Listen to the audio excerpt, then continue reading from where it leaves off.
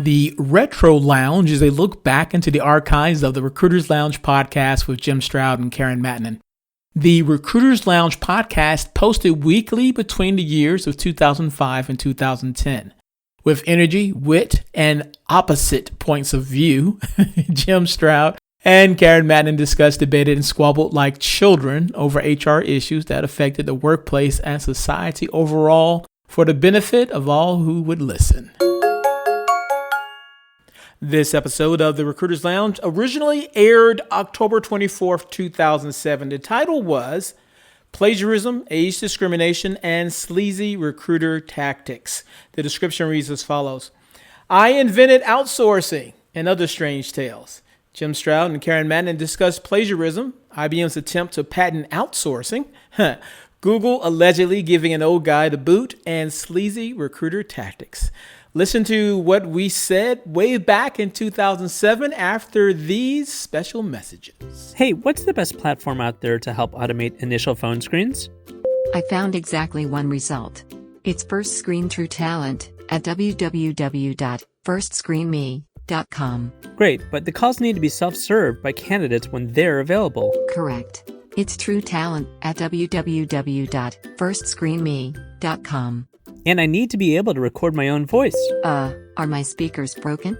It's still True Talent at firstscreenme.com. Right, but it needs to do reference checks too. You're starting to really irritate me. It's still True Talent. And of course I have to be able to listen to the original audio as well. Yes.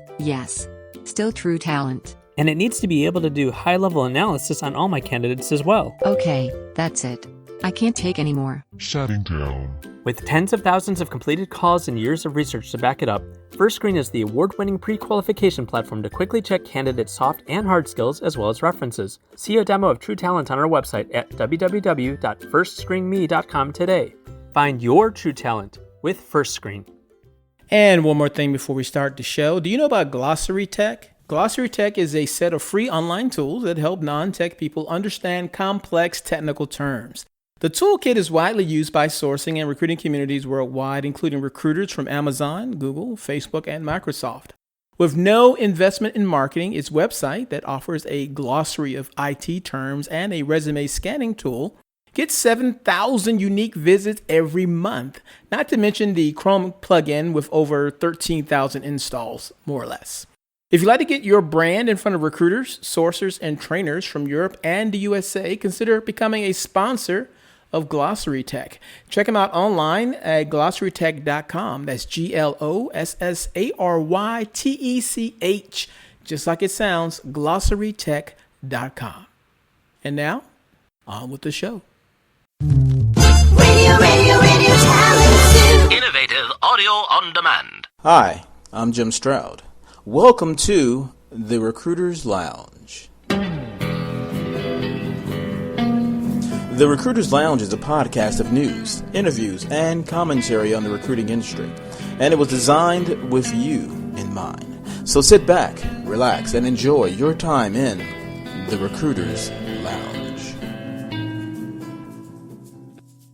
This episode of the Recruiters Lounge is brought to you by Affinity Circles. Affinity Circles connects over 13 million people through an exclusive network of online communities representing leading academic and professional organizations. With in-circle recruiting services, employers can target quality passive candidates and benefit from trusted employee referrals.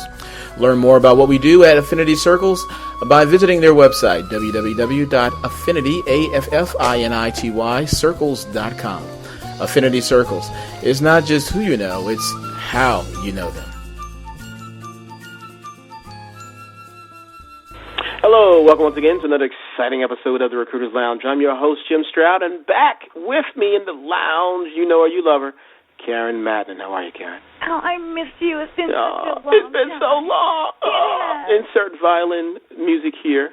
Oh. Whatever. Okay, I need some cheese for that wine. That was kind of painful. It was. That was kind of painful. Sorry. So, what you been up to? Well, been busy. Yeah. Kind of like got to keep that, quiet right now. Yeah, I understand. Big things coming up. I understand. But I've been busy and exhausted. We'll leave that where it is. But you know what? Mm-hmm. I heard something pretty amusing. Well, I'm online. I live online. Mm-hmm. And I read all these different stories. People send me stuff, and I got this interesting news story from where I think I'll file in the Al Gore section of my bookmarks. Let me quote a little bit from this article. IBM has decided to drop a certain patent application for different reasons, which I said, okay, I don't know how big a news that is, but when I read a little deeper into it, I sort of like had that Scooby-Doo look like, And do you know what they were trying to patent? What? They were saying that they had invented the practice of outsourcing. You're kidding me. No. They said, we invented outsourcing, and we're going to patent it, and anyone who tries to outsource their services will have to pay us X amount of dollars. Oh, I bet people were mad. Oh, you got to be kidding me. Actually, as I read this article, a lot of people, especially in the tech community, have been laughing about this. It's been sort of like one of these inside jokes among geeks and people in the know. And it's also like, I'm sorry, but in our own industry, that's kind of like funny, though. It's like there's people who say they invented sourcing. Well. I'm sorry, I had to pick that up. I mean, it's like, yeah, peanut butter and jelly, that kind of thing, Yeah, that's hilarious. But, how can you say, it's almost like, what is there, it's that saying that there's nothing new under the sun. It's hard to say that, I don't even know how IBM really had the, should I say gall or gumption, or, I don't know. How do you say you invented outsourcing? It's been around since business. Nobody else had patented it, so they could go ahead and try patenting it themselves? I guess, but after a while, especially after so many years, is it still patentable, that sort of process? How do you patent outsourcing? It's like... That's the thing. It's like after it becomes such a trend within an industry, or in society, it can no longer become patented. It's like somebody trying to patent the alphabet, right? If you use it all the time, there's got to be a point where after they say, hey, this is part of a routine or a system, then there's no way you can patent it. But they must have thought they could try it, man. If it had actually come about, that would have been just too weird. What would happen? Like every time somebody tried to take on a vendor in another country, then they would have to pay IBM a tax on that? Wait, this reminds me of something, and it goes back to sourcing, okay? Mm-hmm. Where it was like a network or something, okay? I can't remember, it was some big, huge network. They had decided they were going to try to patent anything to do with job searching. That if you were utilizing any search engine to find people and candidates, that they would get paid for it. I can't remember the whole story about it. Yeah, I remember this. The story came about 2.5, 3 years ago. And they were trying to patent basically that a kind of a formula that if you utilize this internet process or anything on the internet and we're utilizing jobs, then they own it. I remember that. I wish I could remember that story. I should. Oh, I gotta look. You know what? Another reason why I'm sort of scratching my head is because this is kind of weird, but I'm a big fan of comics, as you know. Batman, Superman, Spider-Man. We go way back. Yes. Anyway, what you're saying there and this IBM outsourcing reminds me of an episode of Batman the Animated Series, and people who are into that cartoon will know what I'm talking about, where there's this character called the Joker, right? Mm-hmm. And he's known for doing wild and crazy things. Well, he was trying to patent fish, and he was trying to make it so that anybody who ate fish would have to pay him money. Okay. And people said, people looked at him like, you're crazy. And Batman is like, I'm going to put you in jail because you're crazy, whatever. Uh-huh. But that's what the whole IBM thing trying to patent outsourcing reminded me of. Like the Joker trying to patent fish and then sue people who ate fish without paying him first. Or Donald Trump trying to patent the you're fired comment. I think he would have had a better chance. He might. Just because it's a catchphrase, so he might have had a better chance. We all say you're fired to someone. Hey, Jews, I say you're fired to myself at least once a day. Seriously, I fire myself, if not I quit, once a day when I look in the mirror, okay? We should look that up to see how much time has to go by before you can actually patent something that's become in the public domain, because I think outsourcing as a process or as a service is definitely something that's in the public domain, like fish. You know, maybe you can patent, you know, a special way of cooking fish. Mm-hmm.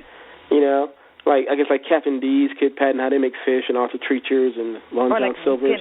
Kentucky, well, they don't patent their stuff, but like Kentucky would patent their recipe.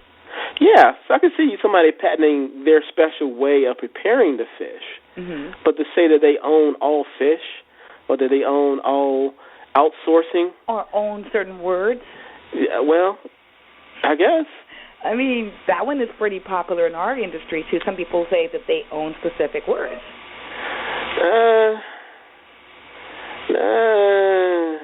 Something's in the public domain after a while, especially if it predates them being, if it predates their practice of using it. I think that'll be hard for them to prove that in court. Yeah, as I said, let's go back to Donald Trump and you're fired. I mean, that was kind of amusing when he tried that one. It's like, okay, so what are we supposed to tell our people and our employees from now on? It's like, I'm sorry, but I have to let you go. I want to say but I can't say you're, you know. Take this little piece of pink paper, and you'll figure it out as you're walking out the door. Here, see you, bye. You know, you're fill in the blank. Say that word, you know. No temper, no anger. You have to control your anger from here on out because you don't want to pay, that little fee there, you know. I know. And by the way, how would you be able to go around collecting on that? You know, I don't know, but you know what? I have this mind for weird little references sometimes. Mm-hmm. And this is another little reference. I mentioned the Batman fish thing. Now I'm thinking about Dr. Evil. You know about Austin Powers? Uh-huh. In the very first Austin Powers movie, mm-hmm. Austin Powers and his son, this is like such useless trivia, but Austin Powers, Dr. Evil and his son Scott Evil are in family counseling. And so Dr. Evil is talking about his upbringing. Mm-hmm. You know, and he talks about how his father was tortured him when he was little and would say things like, "I invented the question mark," you know. And when I read about IBM saying, "I invented outsourcing," you know, and I'm going to patent outsourcing because you all should pay me for inventing outsourcing, I was just like, that is flabbergasting. That is flabbergasting. That was kind of weird, but we're going along on this anyway. But this is kind of interesting because it kind of leads me to something I'm not sure if you may be aware. But tell me, because you know how swamped I get. I sometimes lose track of what's going on. There's an interesting controversy going on the Internet right now. Okay. School me. Well, it seems that someone is accusing another person of plagiarizing training material. Oh. Did you mention this to me earlier? I think I may have. Okay. Go on. Okay. But I'm not mentioning names here, okay? Because I could say that it's just so ridiculous in regards to the aspect. I mean, in reading what I'm reading, I got to ask, it makes me scratch my head and say, I think you mentioned something once a long time ago. How many ways can you recruit someone? Right. Well, I mean, how does one plagiarize training material? Like, let's say, for example, getting past the gatekeeper training. Even salespeople, like Zig Ziglar, has training classes on how to get past gatekeepers. Or, for example, recruiting training, how to recruit someone. I mean, we do that every single day. And so how does a person say that somebody's plagiarizing specific training? Maybe the words I could understand, but I don't think this other company who's accused of being plagiarized, I can't see them doing that. There's no need for them to do it, okay? Well, let me play devil's advocate here because, we like to go back and forth on these kind of controversial issues. It may go back to, like, the fish thing.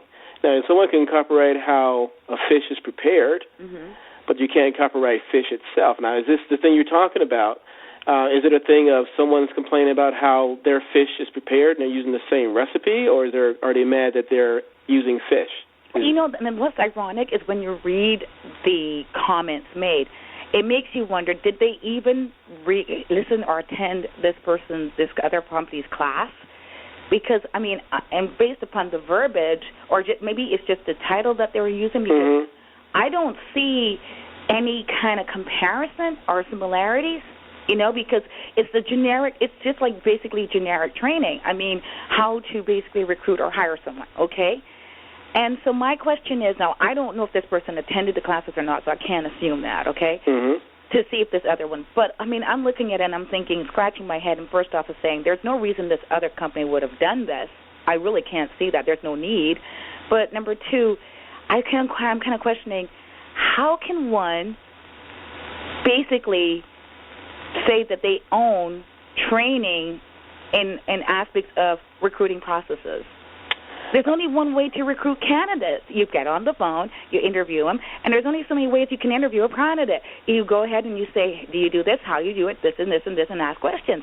I mean, how many ways can you interview a candidate?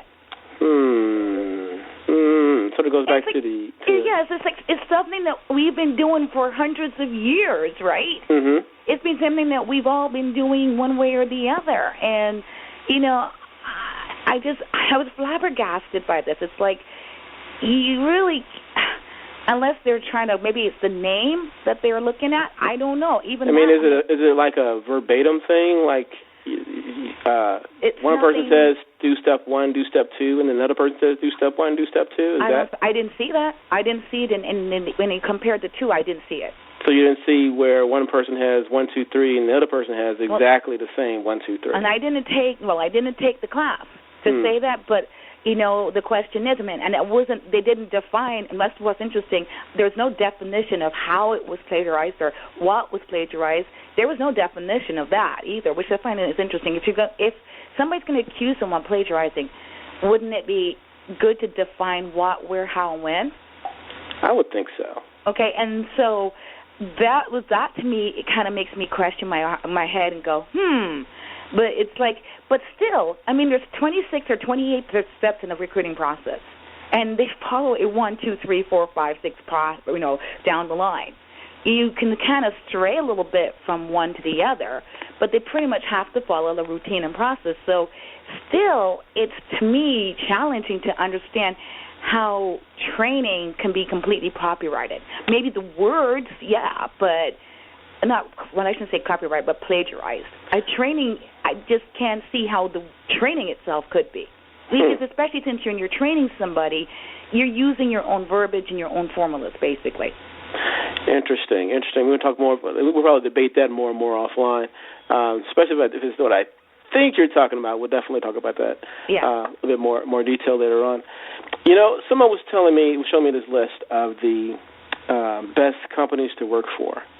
You see these lists; they come out all the time. Mm-hmm. You know, and they'll say, so and so is the greatest company in the world, and so is the better company in the world. Mm-hmm. And one company that usually is on that list more often than not is your favorite search engine, Google. Oh, you did it. Well, I'm going to say the name. Okay. I will say the name. Okay. Well, maybe one. Okay. Let me. You know what? I'll rewind. And one of these companies. Well, it's already done now. No, go ahead. You can say because it's public knowledge. That's right. It is pretty much knowledge. But one thing that I read was that that company had a particular lawsuit, and it's kind of funny because once you get to a certain notoriety, a level, you're going to get lawsuits regardless. Mm-hmm. Someone crosses the street and steps on your toe, and they're an employee, and they want to sue you. Right. So I mean, some of the stuff that they get, I'm sure is like, whatever, kind of thing. But one sort of struck me as kind of odd. Sort of did a double take on it, and I wanted to share it with you here and get your opinion on it. Okay. In a nutshell, supposedly this guy got the boot because he was too old. And I thought, that couldn't be right. So let me just read you a couple lines from this article here. So the state appeals court reinstated a fired manager's age discrimination suit. A state appeals court reinstated a fired manager's age discrimination suit against Google Incorporated, saying a jury should hear his evidence that a supervisor told him that his ideas were, quote, too old to matter, and that the giant search engine company gave its older employees lower ratings and lesser bonuses. I thought, that doesn't sound right. That can't be true. And then I thought about how there's a lot of talk about the baby boomer generation aging and how there's going to be a talent shortage, and I hear things about how to really beat the talent shortage, all you can do is just hire mature workers who've already done it. But when I read it, I thought, well, that can't be right. So that's neither here nor there. So I only can say, after reading this article, that's just allegation, because I don't know if that's really true or not. But because you read something in the paper and you hear an allegation, so you don't really have both sides. So you don't know. But the whole thing about it, though, I thought was strange. What if it were true? And what if it wasn't Google? What if it was some other company? What if it was several companies? And they were looking at their demographic of workers, and they want to seem like they're the hot, young, hip company for whatever reason, that they think that looks sexier to advertisers or their consumers or whatever, and they start adjusting their web page to reflect a younger demographic. And they started. There was a site like that one not too long ago that I wrote about on one of the recruiting forum things, right? They had this website, and this company was doing this kind of a promotional video, and I swear to goodness, not anyone in there looked under the age of 35 or 30 even. And this is where again? The link was actually on one of those recruiting blogs, one of those things, okay? And they had this. They brought up this link and say, hey, isn't this kind of an interesting way to advertise your company? And I said, hey, and I looked at it, I came back with a response, is it just me, or did anyone over there look over the age of 30? And then I was like, people came back and said, no, it wasn't just me. But it was weird because, they were doing this huge singing kind of a dance, kind of a groove thing in there. And I'm like, wow. You're talking exactly with what you're saying. I'm sorry for interrupting. Well, no. Maybe that wasn't. Was it going down the line you were going? Yeah. It's true. It's like, for example, a lot of people my age would look at that and go, I don't want to go there because I wouldn't want to fit in. I know I wouldn't want to fit in there. And then people who are younger definitely would want to go in there because it's so retro cool, man. They listen to the music. It's rad, man. I want to be there. I'm going with the coolness there. And I don't know. Let's go back to what you were talking about with this particular situation. I've been watching this particular case for a while. And what was ironic is the first judge said, no, we don't see discrimination. Right. He appeals it, and the other judge the appellate court says, oh, yeah, there is. There was total proof. The guy got moved. It's like he got moved into this demotion-like position with nobody to oversee and everything else. And it's almost like if the company was trying to almost push him out. That's my perception. This is not real or not. This is just a perception. It was like, okay, we won't fire you. Well, will you please quit kind of attitude. But, it was like two people said to him, hey, one of his boss said, you do good work, but you're fuddy-duddy. Another individual basically said, yeah, you're just too old. He came out and said that? Well, pretty much. He's like an old geezer or something like that, And it just kind of makes you wonder, okay, did they think it was the atmosphere and environment? And by the way, one of the people who said he was kind of old, wasn't that much younger than he was, or older actually. They were pretty close in age, which kind of makes you wonder, though. Was he jockeying for position to get rid of his competition? No, he was a supervisor. Oh. So what makes you wonder, though, in this whole thing of a business situation is, do people think this person's old because that's the environment they created? Oh, so it could be a culture thing. Here in the States, and this is for the benefit of those who aren't here in the States, but if you look at our regular TV shows, it's always geared toward 30-somethings and younger. You don't really have a fun show that's really geared towards an older demographic. There are a few exceptions, and actually, are you a fan of The Office? I am. The last episode I saw, I think I'm up to date on The Office, but there was one particular episode where one of the temps who used to work for The Office gets promoted to the executive suite. And so now he's coming and he's bringing out these new ideas, like a new fancy website. He wants everybody to have BlackBerries. And some of the younger people in the office are like, okay, cool, whatever. But some of the older people are like, I can't even use this BlackBerry. The buttons are so tiny. I can barely see the screen. And they bring up a case of age discrimination. Now, it's a comedy, so they went over the top with it a little bit. But it made me kind of wonder. When I read this article here and think about our culture overall, I mean, are we so youth obsessed and conscious that it's, evil to be older? And that's a good point because, I mean, let's take a look at something here. How long would it take for someone to learn how to use a BlackBerry? Number one. Or number two, is it even necessary for them to have to use the BlackBerry to do the job right or do the job well? Okay, so let's say that they find that it's necessary. So the guy may be older. He may be a little bit of a fuddy-duddy. But how long would it take to go train somebody to use a BlackBerry versus trying to bring somebody brand new to train them to do the whole darn job? Exactly. And, and you're right. I mean, it has become this kind of a culture because one of the issues, I think, is that the youth are almost scared of the person who's older. You think so? I do. Where do you get that from? Well, the reason is, now I've got 3 kids, okay? Yeah. And I got to tell you, my 22-year-old love him to death. Great kid, okay? Mm.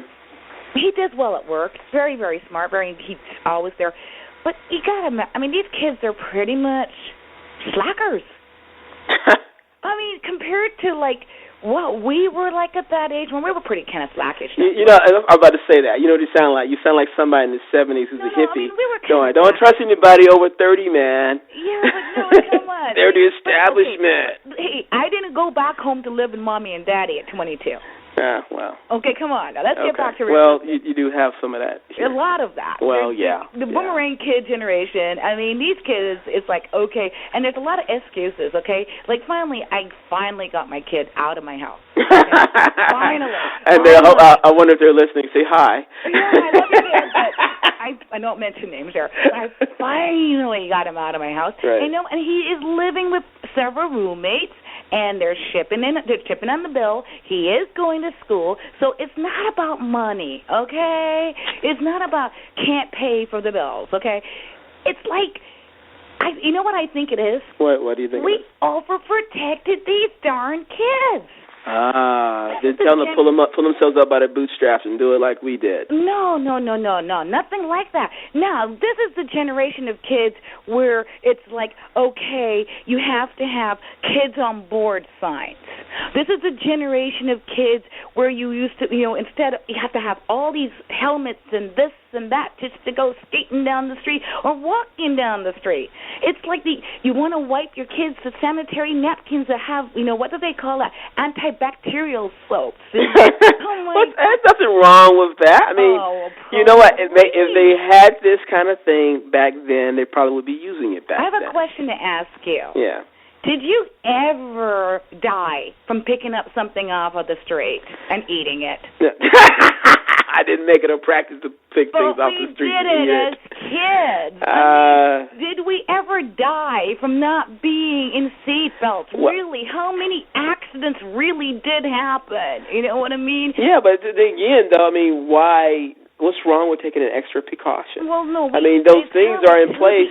See, but like the seatbelt law, some of that's in place because I guess people were suing car companies for the cars not being safe. Okay, granted, but we've gone to baby on board signs, for goodness sake, or let's not allow the kid to have sun in its face. We've got to have the little visors and little. Oh my gosh, I'm like. Let them kids scratch once in a while. Actually, I'll tell you, because we overprotected them. Even let's just take the what's the word I'm looking here for? Antibacterial soaps, for example. All right. These kids become sickly because they never get any bacteria in the body to learn how to go ahead and defend from it. Well, that's the kind of where I'm going with this. Okay. Our kids have become so overtly protected that they can't even go sign up for college without Mommy and Daddy being there to do it for them. Well, I have heard of different job fairs, or not really job fairs, but interviews where the parents come along with the kid and start negotiating the salary and so forth. I've got parents calling me up to send the kid's resume to me and interviewing me before they send the kid's resume, letting the kid do it. And guess what? The kids are in the mid-20s. They call those helicopter parents because they sort of hover around. Yeah, that's what we've done to these kids. It's like so these kids now, they get finally to go out in the world because, we don't really kind of teach them how to get out there in the world, by the way. We've kind of overprotected them and said, okay, now will you finally leave, okay? Right. And then they get out there and they're looking at us and they're going, wait, you're supposed to be protecting us, but yet you're going to be like your boss. And then they get to be the bosses over us, and then it's kind of like revenge.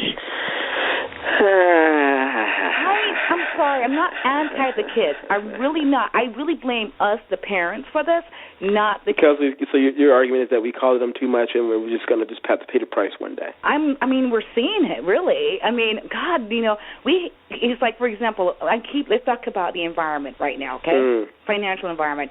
And you talk about all these people, these houses crashing and everything else. Right. And you keep hearing about all these houses that got built and then purchased. And I kept wondering, who's buying these houses? Because it sure isn't these kids. And it's like it was mostly parents like me buying second houses for investment purposes. Right. And now they're being crashing and burning, and now the kids are still home living with mommy and daddy. And by the way, I grew up, when I was living with mommy and daddy for a very short period, very short, I had to give mommy and daddy a portion of my check. Sure. A lot of these kids aren't doing that. It's like we've overcome. We're trying to make sure that we are not like our parents, as strict as those really great boomers were. So we're not going to be like our parents, and we're going to start giving. We kind of like gave them everything.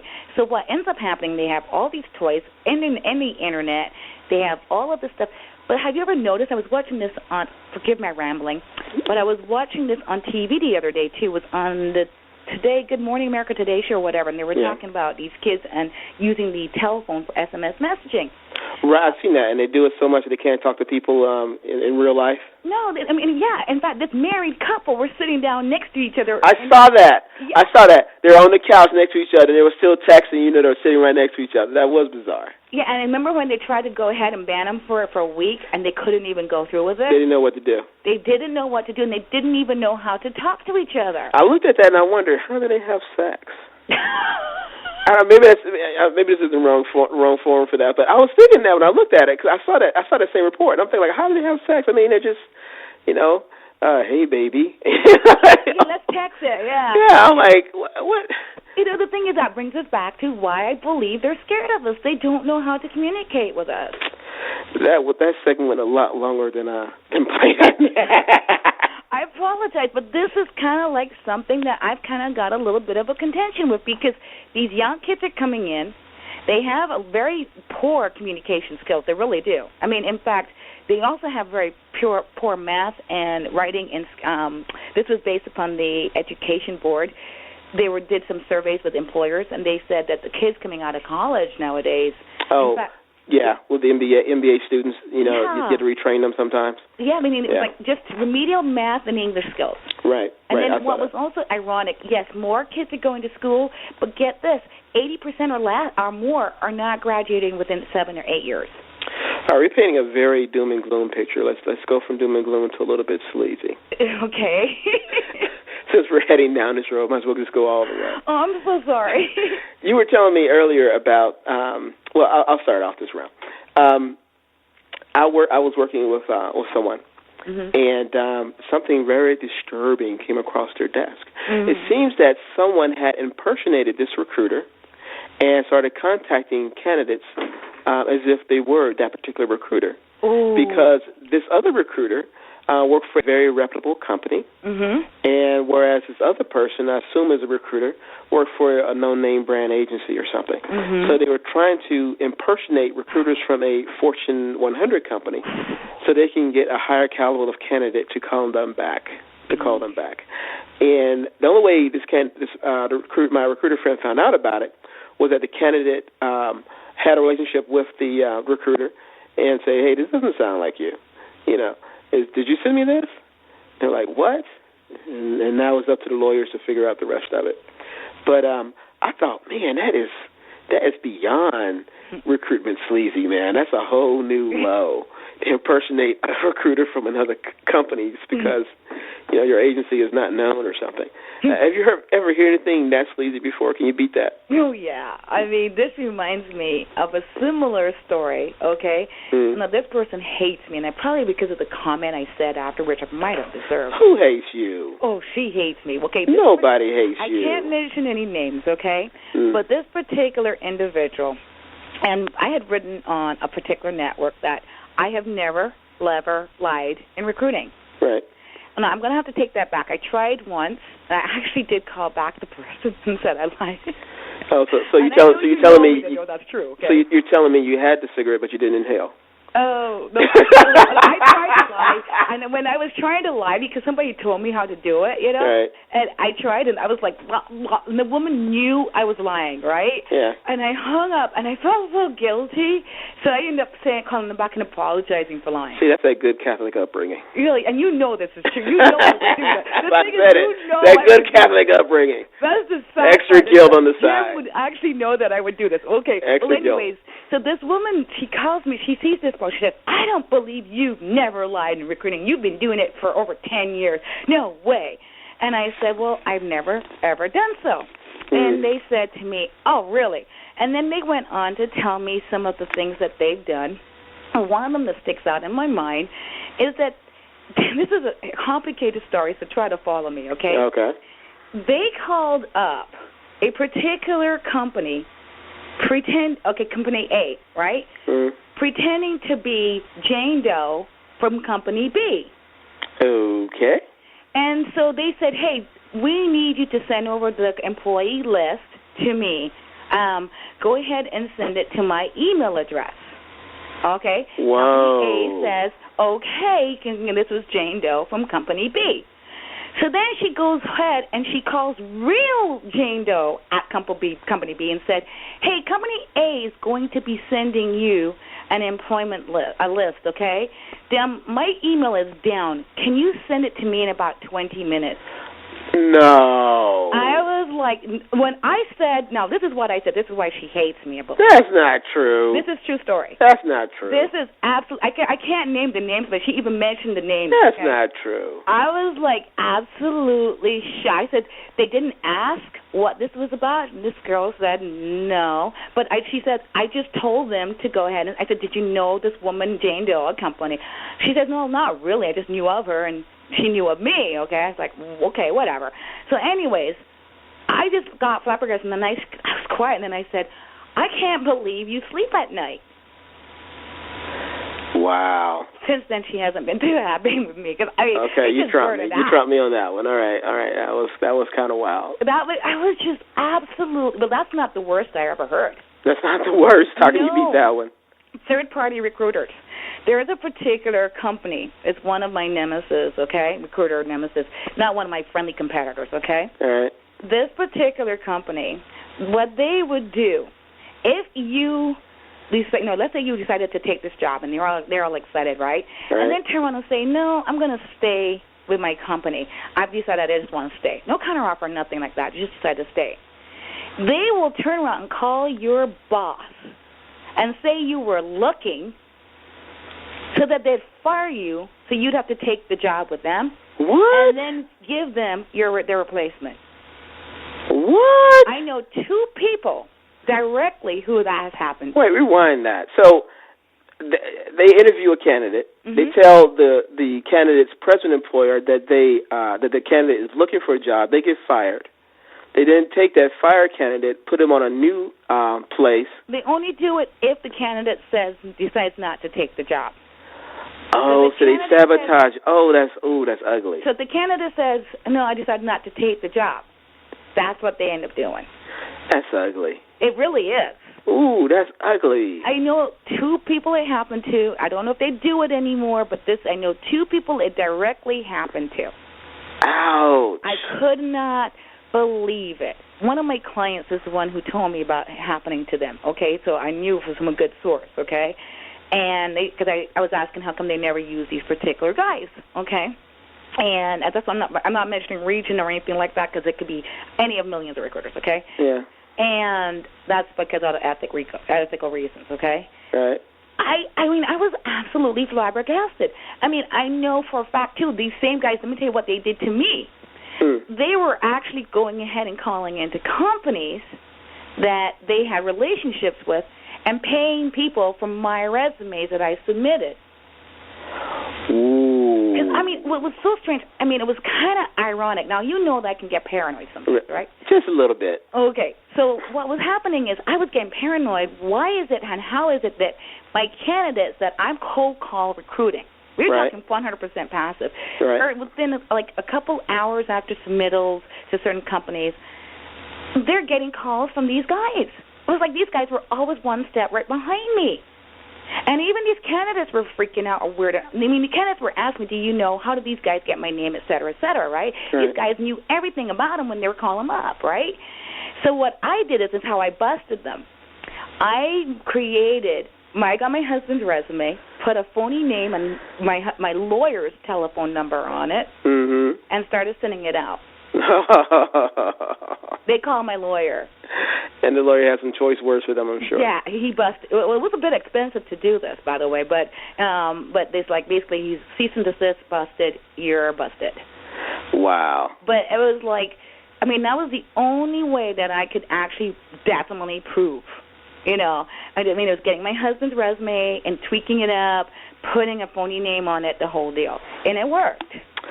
This has been an increasingly interesting conversation here, but we got to bring it to a close. Oh, when you're going to have me back on, I want to come back soon. You promise you, please? I will. I promise. I am having withdrawals.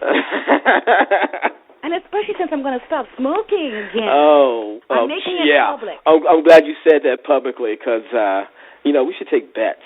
Oh, don't. I'm going to take bets. If anybody want to bet me that she can quit smoking, let me know. I'll give you good odds. We're doing a wager on this now? I'll give you good odds because I know I won't lose. No, man. Look, you know I just started again in March, right? Yeah, okay. This is not, I don't want to make a sucker bet because I can't. But, okay, make a bet. Make it a wager. Yeah. Okay. All right. Let's do this. Okay, now, if you can't stop smoking between now and tomorrow. I'm on a plan. I'm using a particular medication. Are you? So I have to give it out for they have this thing out where you can get a shot and it's supposed to be like done. No, this is here. I'm on this medication, and you have to follow a specific plan of X amount of days. I've been hearing anything about this. You take a shot and you stop smoking and you're done. I would love to know about the shot. Give me the shot. Yeah, well, if I next time I hear the commercial. Okay, okay, because I just know about the pill. I'm taking a pill right now, okay? It's an actual pill. And so it's a new one for me. I tried the patch, didn't work, didn't last too long. But buy some chewing gum. I got that too, by the way. I was doing patch and chewing gum. That's how bad it was. Oh gosh! It was that bad. Let's take this off the lounge. If you have any questions or comments or anything you want to add to the lounge, or perhaps be a guest, or you have any subject that you'd like us to approach, by all means, drop us an email. You can send me an email at Jim Stroud. That's JimStroud @jimstroud.com. You can also catch Karen at the same email address. Any final words as we get out of the lounge here? Yeah, actually, you know what? Next time we ever talk, we're going to talk about discrimination and smoking. Discrimination and what? And smoking. And on that note, say goodbye. Goodbye, Karen. All right, goodbye. Well, that's it for this show. You've been a wonderful audience. If you like what you heard, love what you heard, or just plain hate what you just heard, let me know. Your feedback matters. You can reach me through my website at jimstroud.com/podcast. That's JimStroud.com/podcast. So until next time, I'm Jim Stroud, and you're not. Radio talent. Innovative audio on demand. And so this ends this edition of the Retro Lounge, home of classic episodes of the Recruiters Lounge podcast. If you haven't already, subscribe now so you don't miss a future episode. Okay? Cool. Until next time, bye-bye.